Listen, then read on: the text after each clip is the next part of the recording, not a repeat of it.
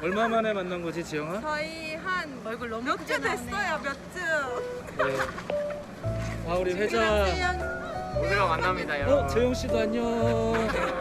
네. 여러분 잘 지내세요? 평안하세요. 화이팅. 보고 싶어요.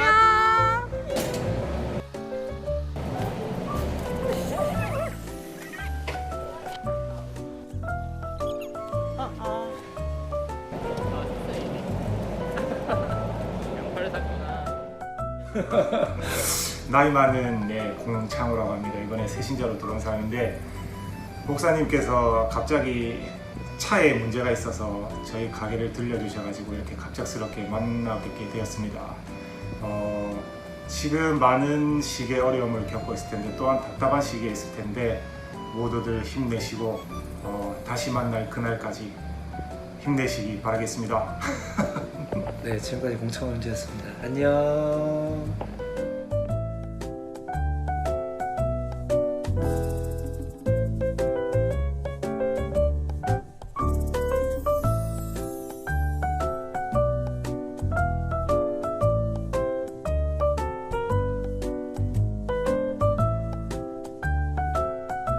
네, 우연찮은 기회에 청년들을 만나게 되어서 얼마나 반가웠는지 모릅니다. 다른 분들에게도 좀 소식을 나누고 싶은 마음에 무조건 카메라를 들고 촬영을 했는데 혹시 청년들에게 신뢰가 되지 않았기를 좀 바래 봅니다. 또 최근에 한 자매도 불쑥 제가 촬영을 했는데 2주 동안 화장을 하지 않았다고 해서 상호 협의하에 그 영상을 쓰지 않는 걸로 결정을 했습니다. 조만간 꼭 다시 만날 수 있기를 바라보고요. 쉽게 만나지 못하는 지금의 우리들이지만 각자의 자리에서 어떻게 지내고 있는지 소식도 나누고 또 중보를 나눴으면 참 좋겠어요. 샘터방을 이용하셔도 좋겠고 또 저에게 연락을 주셔서 함께 기도 제목을 나누셔도 좋을 것 같습니다. 혹은 여러분이 영상을 촬영해서 보내주시는 것도 괜찮은 방법이라고 생각해요. 다시 한번 영상으로나마 여러분을 만나 함께 예배할 수 있게 된 것을 하나님께 감사드리며 지금 제 시선 앞에 여러분이 앉아있다는 즐거운 상상을 하면서 이제 말씀을 좀 나누도록 하겠습니다. 본문을 찾겠습니다. 자, 본문은 마가복음 10장 46절로부터 48절까지입니다. 자, 자막을 띄워드리겠습니다만 우리가 함께 성경을 찾으셔서 기왕이면 저랑 같이 맞춰서 성경을 읽었으면 좋겠습니다. 마가복음 10장 46절로부터 48절까지 함께 읽습니다. 시작. 그들이 여리고에 이르렀더니 예수께서 제자들과 허다한 무리와 함께 여리고에서 나가실 때에 디메오의 아들인 맹인 거지 바디메오가 길가에 앉았다가 나사렛 예수시란 말을 듣고 소리 질러 이르되 다윗의 자손 예수여 나를 불쌍히 여기소서 하거늘 많은 사람이 꾸짖어 잠잠하라 하되 그가 더욱 크게 소리 질러 이르되 다윗의 자손이여 나를 불쌍히 여기소서 하는지라. 아멘. 최근에 우리는 마가복음서를 자주 접하고 있습니다. 오늘 내용은 그 책에 나오는 한 이야기로서 조금 더 깊이 이 이야기의 상황 속으로 들어가서 본문을 살펴보고 우리에게 주시는 교훈이 무엇인지를 찾아보는 그런 시간을 좀 가져보려 합니다. 자, 이 이야기에는 디메오의 아들이자 맹인이었던 바디메오가 등장합니다. 그는 맹인이었고요. 그가 하는 일은 길가에 앉아서 구걸을 하는 것이었습니다. 자, 길가에 앉아서 구걸을 한다는 것은 지나다니는 사람들에게서 자신의 생계를 위한 필요를 얻는 것을 말합니다. 그게 구걸입니다. 지나가는 사람에게서 필요를 얻는다. 자, 그러니까 누군가를 만나기는 하지만 이 만남에는 인격적인 풍성함이 오고 가는 게 아니라 오로지 필요한 것만 오고 가는, 누군가는 친절을 요구하고 누군가는 친절을 베풀지만 감정적으로는 척박할 수 있는 그런 일이 바로 이 구걸을 통한 만남입니다. 보통 거저받는 거 생각해보면 이것을 은혜로 여기는 경우도 있지만 이렇게 구걸을 통해 거저받는 것은 생존을 위한 필요일 수는 있어요. 생존을 위해서 필요가 채워지는 것일 수는 있지만 영혼의 풍성함을 이룰 수는 없는 그런 만남이죠. 더군다나 구걸이라는 것을 통해서 엄청난 재물을 모으는 것도 역시 그리 쉬운 일은 아니에요. 지금 이렇게 영상으로 설교를 하고 있지만 결코 이것이 우리가 함께 만나서 한 장소에서 같은 공기를 마시며 인격적으로 나누는 설교를 사실 대신하기는 어렵다고 생각해요. 다만 우리가 최선을 다하는 거죠. 자, 그가 이런 직업을 갖게 된 것도 물론 어쩔 수 없는 이유 때문이었습니다. 말씀드렸듯이 그는 시각장애인이었어요. 시각장애인이 일반적인 노동을 하는 것도 쉽지는 않았겠지만 더군다나 그 시대는 장애라는 것을 일종의 하나님의 징벌로 여기던 시대였습니다. 그러니 어쩔 수 없는 장애였다 하더라도 사회적인 배척의 분위기와 더불어 스스로의 이 좌절감에 이르기까지 이러한 현실을 쉽사리 벗어나기란 그리 쉽지 않았을 거예요. 그가 할 수 있는 일이라곤 구걸 정도밖에 없었겠죠. 자, 어느 날 그가 앉아있는 길가에 평소와는 조금 다른 웅성거리는 소리가 들리기 시작했습니다. 정확히 말하자면 그가 그렇게 느낀 거예요. 자, 이제부터는 표현 하나하나를 우리가 좀 깊이 묵상할 수 있었으면 좋겠습니다. 경우에 따라서는 한 번 더 영상을 보시면서 묵상해봤으면 좋겠어요. 제가 그런 표현들을 이제부터 사용하겠습니다.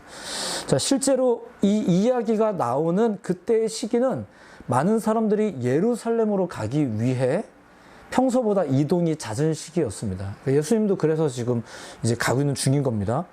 자, 그런데 그는 그냥 사람이 많이 지나가는 게 아니라 평소와는 조금 다르구나라고 느꼈다는 거예요. 그냥 사람이 많이 지나가는 걸로 생각을 했다면 평소대로였다면 오늘 더 많이 구걸할 수 있겠구나, 더 많이 벌 수 있겠구나라고 싶었겠죠. 자, 구걸하는 입장에서는 나름대로 기회예요. 자, 그런데 이 소란함을 들으면서 그런 생각과는 달리 다른 뭔가 궁금증이 생겨나기 시작한 거예요. 지금의 이 요란함은 평소와 다르다고 느낀 거죠. 눈으로 볼 수 없었던 그는 어떻게 그걸 알 수 있었을까요? 그는 누군가의 도움이 항상 필요한 사람입니다. 누구든지 간에 자신의 앞을 지나간다 싶으면 자기의 필요를 요구했던 자신이었지만, 그죠? 발걸음 소리만 들리면은 한 푼만 주십시오. 이제 이게 내가 하던 직업이고 그럴 수밖에 없던 내 삶이었지만 이번에는 조금 다른 느낌인 거예요. 무슨 일인가요? 이게 궁금한 거죠. 자, 그는 누군가가 들려주는 소리와 정보로 지금의 상황을 판단해야만 하는 사람이에요. 오늘날 우리 역시 수많은 뉴스와 소문을 듣고 살죠.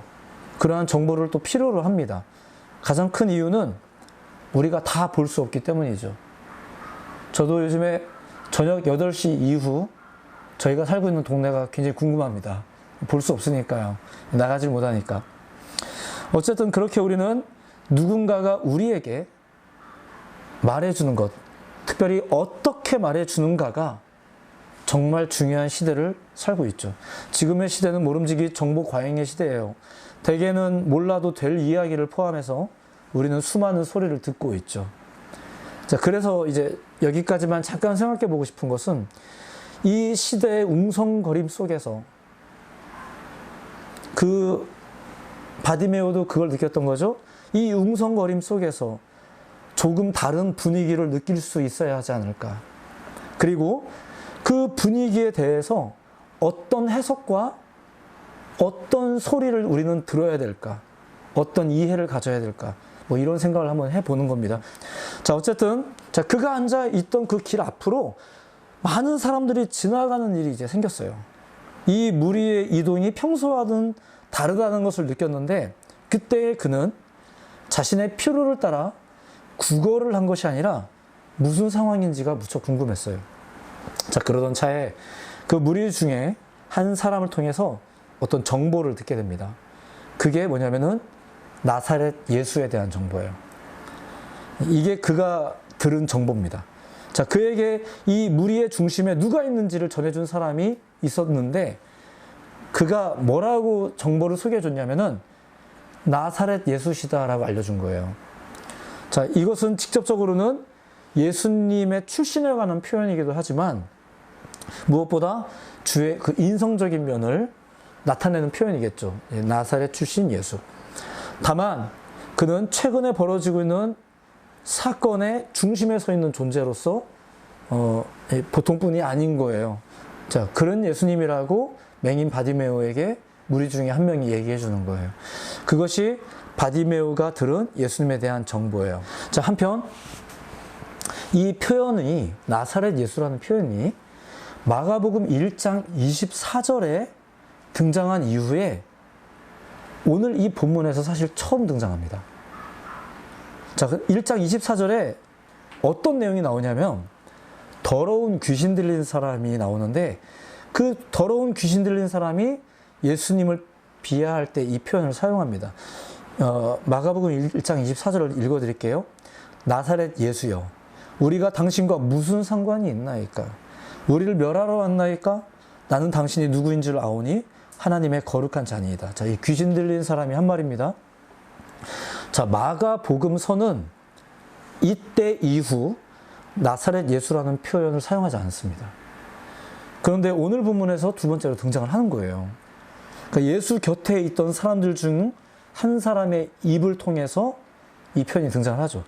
자, 뭐 별로 설명도 없는 오늘 이 본문의 내용이고 그 사람의 이야기지만 뭐 지금 제가 말했던 이런 식의 설명으로 그 사람을 너무 극단적으로 나쁘게 몰아세우거나 뭐 반드시 찾아내서 벌 줘야 된다, 엄청 나쁜 사람이었다, 뭐 이렇게 말할 건 아닙니다.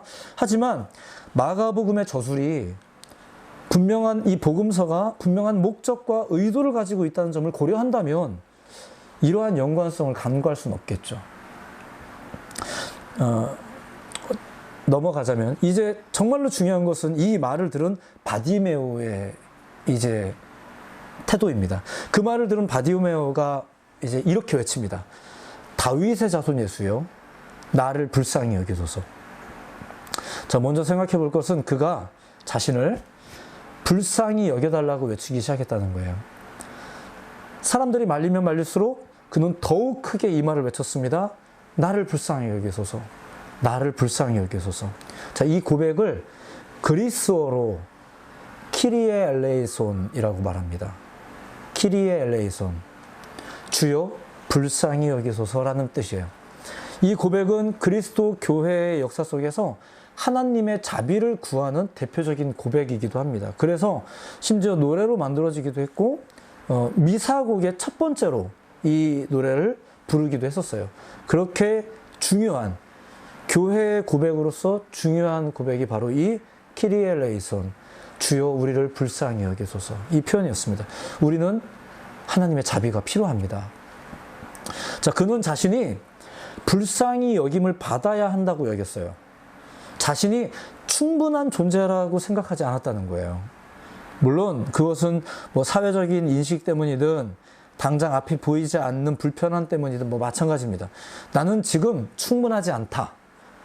나는 누군가의 도움이 필요하다. 물론 그동안에도 그랬지만 그동안도 수많은 사람들의 도움으로 근근히 살아가고 있었지만 지금은 뭔가 조금 더 다른 상황이라고 느끼고 있는데 나는 돈 몇 푼이 필요한 것이 아니라 당신의 자비가 필요하다. 지금 이 외침인 거예요. 뭐 그동안에는 나 좀 도와주세요 했다가 지나가면은 그냥 말아버리고 다음 손님을 기다리면 됐겠지만 지금은 그런 때가 아니라고 느끼는 거예요. 사람들이 막 말리지만 계속 외치고 싶은 거죠. 그렇게 이 요구는 키리에 엘레이손이라는 이 외침은 나를 불쌍히 여기소서라는 외침은 그동안에 내 앞을 지나가는 사람들에게서 바라는 것과는 다른 거죠. 나는 나를 불쌍히 여기시는 당신의 자비가 필요합니다.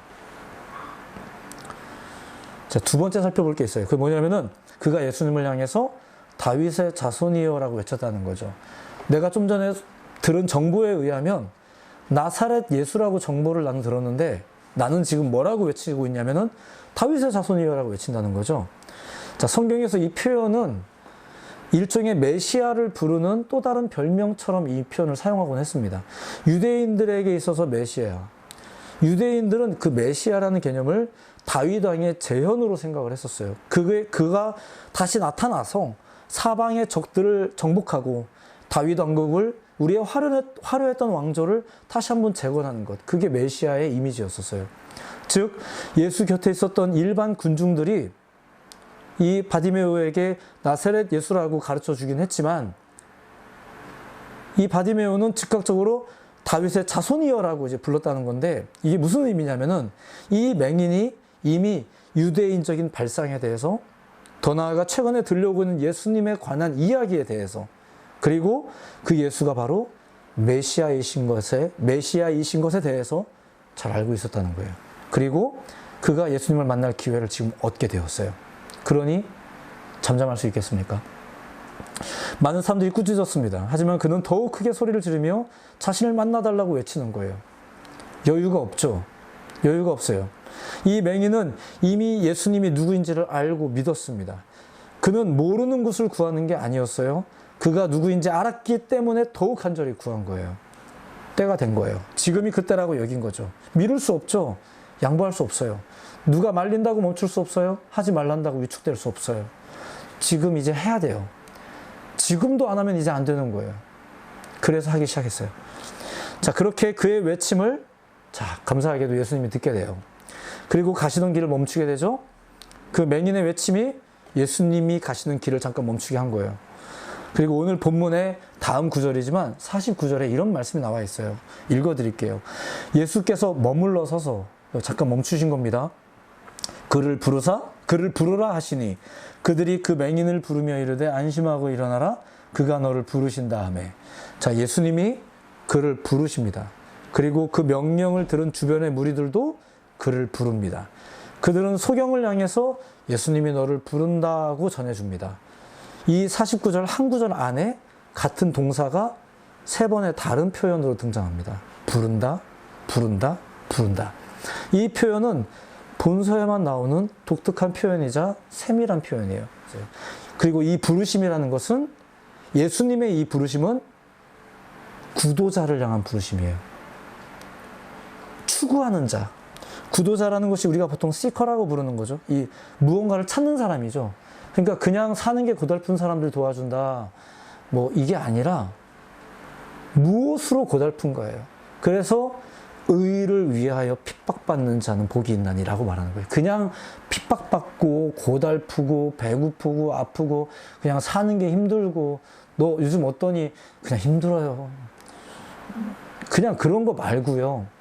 정말로 구도자로서 추구자로서 구하는 자들, 다른 박질하는 자들에게 주님이 말씀하시는 거예요. 부르시는 거예요.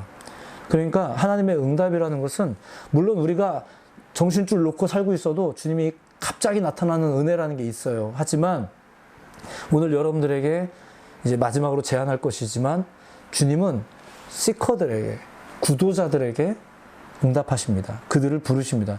지금의 시기 속에서 분명히 여러 가지로 행동에 제약이 많아지는 시기이지만 무언가를 할 것도 별로 없어지는 시기이지만 직접 볼 수 있는 것도 별로 없기에 들려오는 소리 소문에 신경이 곤두서 있고 그것에 휘청거리는 오늘날 우리들의 삶이지만 그래서 굳이 적용을 하자면 이 소경 바디메오와 사실 달라 보일 게 별로 없는 지금 우리들의 모습이지만 지금 이 소경 바디메오의 모습을 보십시오.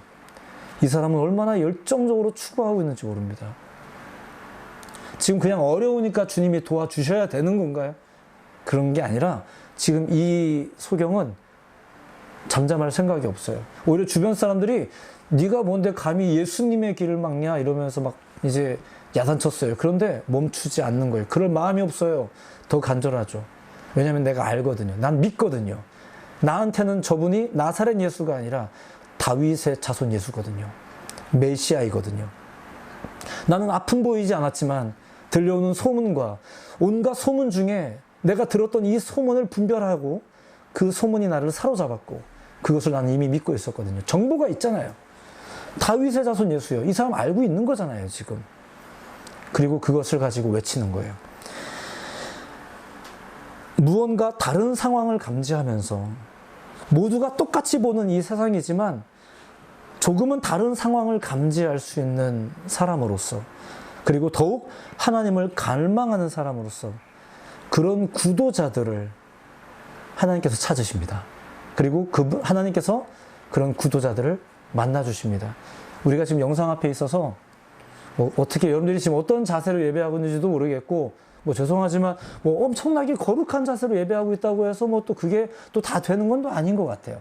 하지만 하나님은 여러분들을 아십니다. 여러분들은 어떤 마음으로 지금 예배하고 계시고, 또 지금의 이 상황 중에서 여러분들은 온갖 소리 소문에 혹시 휘청거리고만 계신 건지, 아니면 더욱 간절한 마음으로 마치 소경 바디메오처럼 앞은 보이지 않지만, 앞날이 어떻게 될지 정확하게 보이진 않지만 주님을 찾고 있는 구도자이신지.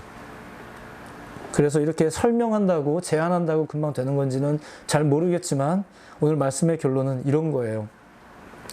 지금 우리가 영상 앞에 앉아 있으면서 믿음의 완성을 우리가 논하기가 어려워요. 하지만 오늘의 말씀을 통해 다시금 여러분들에게 구도자의 감각을 회복하시기를 예수님의 이름으로 축복하며 권고해드리고 싶습니다.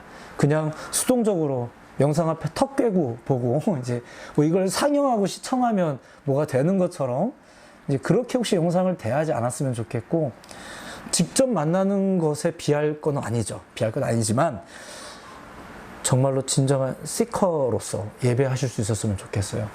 구도자이십니까? 갈망하세요? 그냥 가만히 있는데 하나님이 그냥 막 다 이렇게 필요를 채워주시고 다 해결해 주시고, 혹시 이런 거 기다리고 계세요? 그쵸. 우리 쪽에서 답이 없는 건 사실이에요. 하지만 어떤 자세로 지금 서 계십니까? 어떤 자세로 지금 영상 앞에 앉아 계시고, 어떤 자세로 예배하고 계십니까? 어떤 청년이십니까? 특히 지금은 사순절 기간이기도 합니다. 혹시 까먹으셨나요? 지금 사순절 기간이에요.